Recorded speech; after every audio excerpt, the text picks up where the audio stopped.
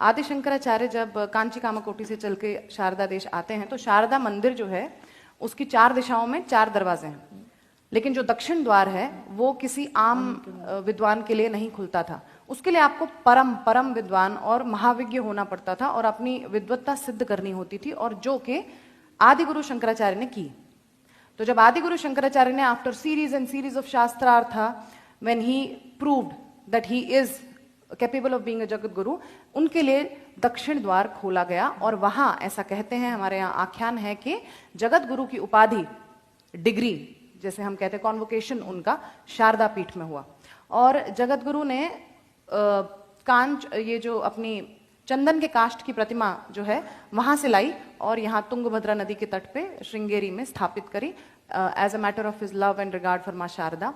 तो कश्मीर में, अच्छा एक और सवाल है कि 4 मठों की स्थापना उन्होंने की, उन्होंने शारदा पीठ में कोई मठ क्यों नहीं स्थापित किया, कोई पीठ क्यों नहीं स्थापित किया?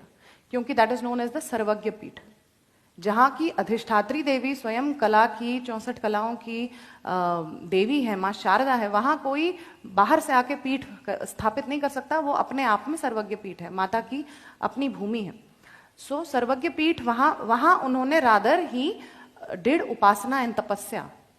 और देखिए, जैसे मैंने कहा, कर्नाटक के राजा ने हमारे बिल्हण को, जो कश्मीरी थे, उनको इतना सम्मान दिया, अपने बराबर गद्दी, अपने बराबर छत्र और इतना विद्यापति की उपाधि वगैरह दी। यही परंपरा रिवर्स में भी चलती आ रही है। तो ये कांची कामाकोटी के शंकराचार्य, जो कि कश्मीर के मूल निवासी नहीं है, लेकिन इनके सम्मान में उस वक्त जो गोपादित्य राजा थे, उनके नाम पे श्रीनगर, लाल चौक, हम सभी जानते हैं लाल चौक, उसके पास जो पर्वत है उनके नाम पे गोपाद्री पर्वत था। गोपाद्री पर्वत का नाम बदल के आदि शंकराचार्य के सम्मान में उस पर्वत का नाम शंकराचार्य पर्वत किया गया as a matter of respect to Adi Shankaracharya.